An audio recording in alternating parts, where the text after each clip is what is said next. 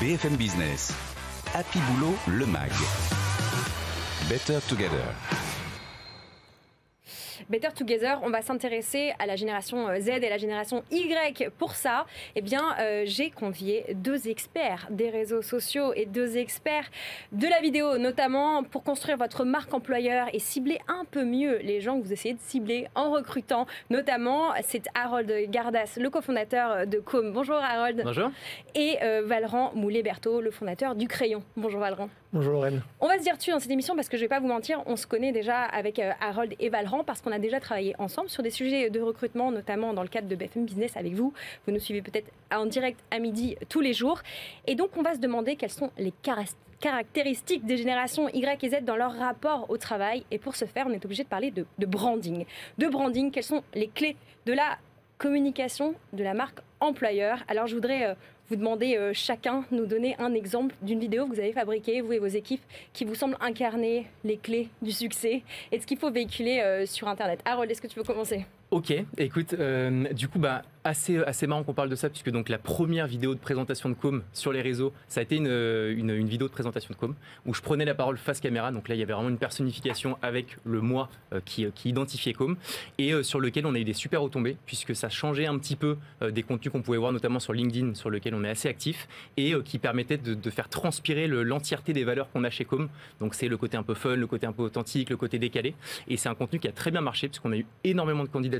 Donc au niveau de la marque employeur, on a vraiment réussi à ce que ça fonctionne, et au niveau des leads entrants, donc des clients qui se sont intéressés à l'activité de Com, ça a aussi très bien fonctionné. Donc je pense que ce cas d'usage était hyper intéressant.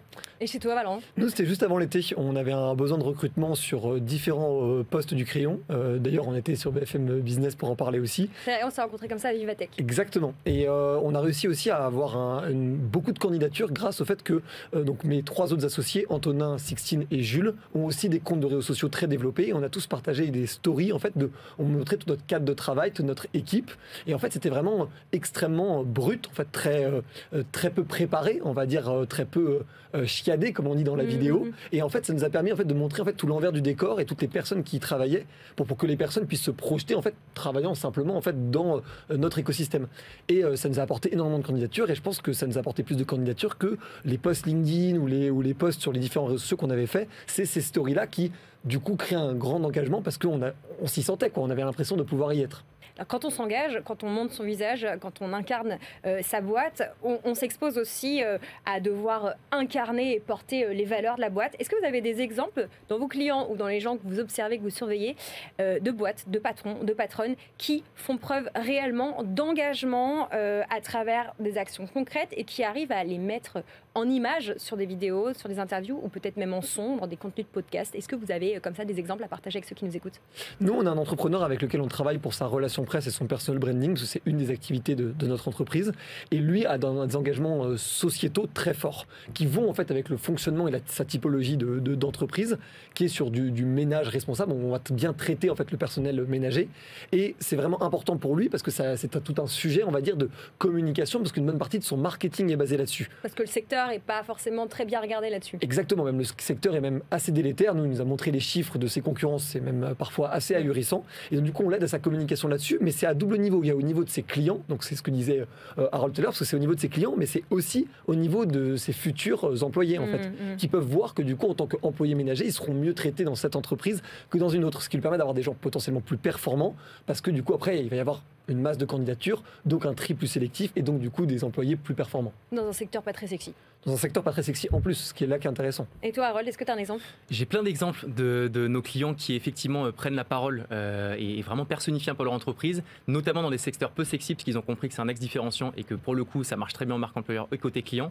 J'en ai plein, franchement. Je pense que ce qu'il faut, c'est bien, encore une fois, trouver le bon équilibre et surtout faire des contenus qui sont les plus authentiques possibles, parce que autant la vidéo qualitative et on connaît un peu avec Com, ça a son importance, mais autant les contenus authentiques comme de la photo, comme ce dont tu parlais au début, Valran, sur des contenus bruts, en fait c'est ce mix de tout qui fait que ça a des contenus qui sont hyper pertinents et qui permettent d'avoir un ROI en fonction de ce qu'on se sera donné, qui fonctionne bien.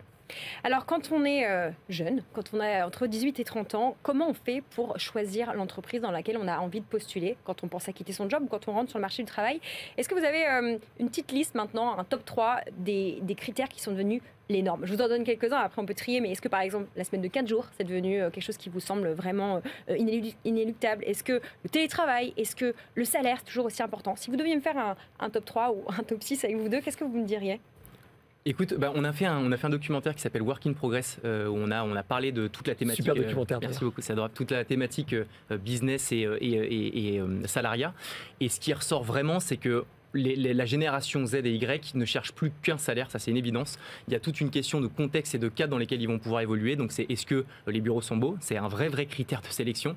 Est-ce que les employés sont des personnes avec qui je vais pouvoir passer du temps en dehors du boulot? Est-ce que je peux faire du télétravail ou non? Donc tu as ce paramètre qui est quand même hyper important. Et tu as aussi la gestion de leur poste comme une carrière et non comme un poste à part entière. Ils ont vraiment cette vision de se dire est-ce qu'en interne ou ailleurs, je vais pouvoir capitaliser sur mon expérience pour évoluer rapidement, encore une fois dans l'entreprise ou ailleurs. Et il y a vraiment cette vision de projet que les entreprises ont intérêt à vraiment intégrer, non pas de poste mais de projet, pour pouvoir essayer de maximiser les chances de recruter des profils comme eux. Tout ce qu'elle dit est vrai, donc je ne vais pas en rajouter là-dessus. Moi, j'ajouterais un facteur que je trouve très peu mentionné et que je trouve super intéressant. C'est ça base un peu d'une étude américaine où ils avaient fait écrire et ils avaient fait des travaux extrêmement exigeants et très bien payés des étudiants. Mais en revanche, ils déchiraient leurs travaux et ils leur demandaient de recommencer indéfiniment, alors qu'ils étaient payés pour le faire. Et ils ont demandé jusqu'à quand les gens allaient tenir, et en fait ces résultats étaient sans appel. Ça rendait fou les gens même s'ils étaient payés pour le faire. Et en fait je pense qu'il y a énormément de ça, et je pense que c'est un des problèmes et un des freins pour bien recruter dans les grands groupes, c'est la sensation d'avoir un impact, en fait, que ce qu'on fait est très concret, que ça a des variables et des conséquences sur le business global. Et je pense que c'est un des avantages comparatifs incroyables des startups par rapport aux grands groupes dans le recrutement, c'est que même si parfois les avantages sont moins bons sur le comité d'entreprise, parfois même sur les salaires ou sur des stock options pour des métiers plutôt de manager, il y a un avantage incroyable sur le fait que ce qu'on a fait dans sa journée, le lendemain ou une semaine après, on va sentir les conséquences et l'impact. Et je pense que ça, c'est même pas une question de sens d'un point de vue plutôt RSE, hein, c'est même une question presque humaine d'avoir eu l'impression d'avoir été utile en fait à l'entreprise. Et c'est ce qu'on peut retrouver dans beaucoup de groupes humains, en fait, c'est cette sensation d'utilité qui nous fait adhérer aussi au projet. Et nous, c'est un des retours qu'on a énormément au sein du Crayon, où on essaye le plus qu'on peut de responsabiliser chaque membre de l'équipe, où en fait chaque personne a un droit de regard quasi final sur certaines des décisions, évidemment à l'échelle de la hiérarchie de la boîte. Mais je trouve que c'est vraiment un axe sur lequel les entreprises pourraient travailler. Je vais reprendre et tirer ce fil de la RSE que vous abordez à BFM Business. On reçoit beaucoup d'entreprises, beaucoup de grands groupes qui sont honnêtement concernés, qui veulent avoir une meilleure stratégie RSE, qui ont des gros budgets pour le faire, etc. Mais on sent bien qu'il y a une énorme dichotomie entre leur vision de la RSE et celle des jeunes gens qu'ils essayent d'attirer avec des politiques, avec des budgets RSE forts. Qu'est-ce que vous sentez que les grands groupes, les grosses boîtes, certains de vos clients ne comprennent pas, ne perçoivent pas du rapport à la RSE des 18-30 ans? Sans être dans une guerre boomer, Gen Z, Gen Y. Bien sûr, mais pratiquement parlant, en conseil aux entreprises qui nous écoutent. Moi, je pense qu'il y a c'est à deux niveaux. Il y a le premier niveau, c'est au niveau, on va dire, de la boîte dans son entièreté. Il y a des boîtes dont de toute façon la typologie par leur business model initial n'est pas vraiment RSE. Et ces entreprises-là, c'est très compliqué d'aller changer le business model. Celles qui le peuvent ou qui peuvent le dévier légèrement, c'est leur meilleur choix à faire pour attirer les jeunes talents. Est-ce qu'elles sont prêtes à le faire pour attirer les jeunes talents? Ça, c'est leur décision et ça les regarde. En revanche, clair et net que de toute façon, ça va être un truc qui va être énormément scruté. En revanche, là où il y a une zone d'action pour n'importe quelle entreprise, même celle dont le business model initial n'est pas RSE, c'est le fait de mener des petits projets ou même des projets de moyenne taille en interne qui, elles, pour le coup, ces projets-là pourront justement avoir cet impact RSE. Ça peut être monter des fondations, monter des associations, monter des incubateurs, faire de l'intrapreneuriat, être en fait sur le terrain, parce qu'une grande entreprise, elle touche un tel écosystème qu'en fait, on peut réussir avec ce tel écosystème à amener plein de petits projets d'amélioration RSE au sein de cet écosystème, même si le business model de base, et je pense à des entreprises notamment pétrolières par exemple, reste des énergies fossiles. Mais il y a quand même beaucoup de gens dans la chaîne dont on peut améliorer le quotidien grâce à la RSE. Et Roll, t'es d'accord? Comment on fait ça sans faire du greenwashing? Alors, il faut trouver justement le bon équilibre parce qu'on peut vite passer sur un côté greenwashing. Je pense que ce qu'il faut, et dans les plus petites structures comme les nôtres, c'est vraiment essayer de comprendre ce qu'attendent les salariés et aussi nous, en tant que fondateurs, savoir ce qu'on a envie aussi. Et typiquement, ce qui peut être activable, c'est aussi donc des projets qu'on mène à bien dans le cadre de la RSE. Typiquement, on veut ouvrir un média dans lequel on va uniquement recevoir des clients et des entreprises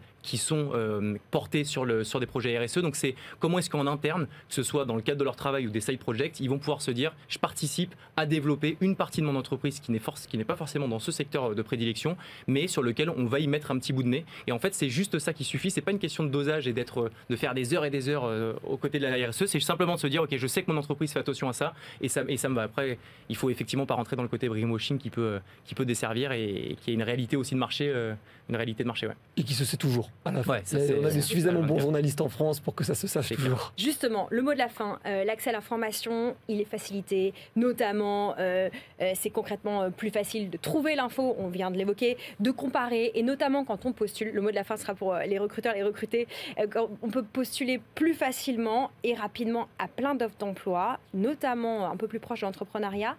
Un conseil pour les recruteurs dans ce monde plus transparent où tout se sait, qu'est-ce qu'on ne dit pas assez? Qu'est-ce que vous aimeriez dire que vos prospects, vos clients ne vous posent pas assez, qui est difficile d'aborder? Alors là, c'est pas forcément en termes de communication, mais un vrai conseil, c'est d'essayer de raccourcir, c'est évident, mais de raccourcir les délais, les processus de recrutement. Ouais. Parce que plein de fois, on vient nous voir en nous demandant des contenus de marque employeur, donc pour se mettre en avant, etc. Ça marche, il y a énormément de candidatures, sauf que les délais sont de 3 à 4 mois. Ça marche très vite. Franchement, honnêtement, sur une semaine glissante, il commence à y avoir des candidatures, parce qu'un impact, on le sait, sur des canaux tels que LinkedIn, on peut avoir un flux de candidatures assez important. Par contre, si derrière on les traite en 3 ou 4 mois, une génération qui est la génération Z, où ils binge-watch, où ils ont tout rapidement, s'ils doivent attendre 3 mois pour pouvoir avoir un poste, c'est trop long. Donc ce qu'il faut, c'est réduire ces délais de recrutement. Ça, c'est un premier impératif. Et aussi, je termine là-dessus, il y a un impératif, il y a une tendance de marché qui ne s'est pas inversée, mais qui s'équilibre un peu plus, où avant, les candidats devaient faire en sorte de se différencier face à un flux nombreux de candidatures, quand maintenant, il y a aussi les entreprises à se différencier par leur communication pour pouvoir aussi aller récupérer les meilleurs candidats. Et ça, je pense qu'il faut bien l'intégrer et le prendre en compte dans la gestion de son recrutement. Marché de candidats, réduire les durées de traitement de candidature. Et toi, Valorant, le mot de la fin? Tu me fais la passe D à Harold, justement, parce que c'était le truc que je voulais aborder, c'est sur la différenciation. J'aimerais juste prendre un exemple, mais c'est les clubs de football. Les clubs de football, on peut les citer et on peut donner des caractéristiques en fonction de ces différents clubs, et ça ne seront pas les mêmes entre les différents clubs de foot. Je pense que les entreprises doivent faire la même chose, quitte à choisir une stratégie à s'y tenir, sur définir quelles sont nos valeurs. Et nos valeurs, c'est pas la bienveillance. Personne n'a une boîte malveillante. Les valeurs, c'est des choses qui sont vraiment ancrées. Donc ça va être pro-innovation ou à l'inverse, pro-sécurité. Ça peut être différentes choses. Mais en tout cas, ces valeurs-là, il faut pouvoir réussir à les afficher, à les rendre clairement visibles et lisibles pour les candidats et permettre, grâce à cette lisibilité des valeurs, d'avoir en fait un fit entre des candidats et des entreprises, parce que ce fit-là, il se fera parce que le candidat et l'entreprise ont ces valeurs-là en commun, ce qui va aussi disqualifier des candidats, mais qui sont de toute façon des gens qui n'auraient pas eu un bon comportement ou un bon match au sein de l'entreprise. Et je pense que réussir à avoir des valeurs qui peuvent cliver suffisamment pour qu'il y ait des gens qui ne veuillent pas juste parce que c'est ces valeurs-là, c'est un bon indicateur qu'on va justement trouver des gens qui vont en être fans. Elon Musk, je prends cet exemple-là, est extrêmement clivant. Il y a des gens qui donneraient tout pour bosser auprès de lui, des gens qui feraient tout pour ne jamais bosser auprès de lui. C'est un bon exemple de justement ce qu'on peut faire. Voilà, travaillez votre com comme un club de foot, votre com et votre culture comme un club Exactement, de foot. culture. Réduisez les délais de traitement des candidatures RH. Ça, c'est les 2 conseils de nos 2 experts d'Happy Boulot. Harold Gardas, merci beaucoup, cofondateur de Com, et Valent Moulet-Berthaud, le fondateur du Crayon et aussi d'Élise. Vous vous souvenez peut-être de cette app qui a permis de s'informer sur les présidentielles.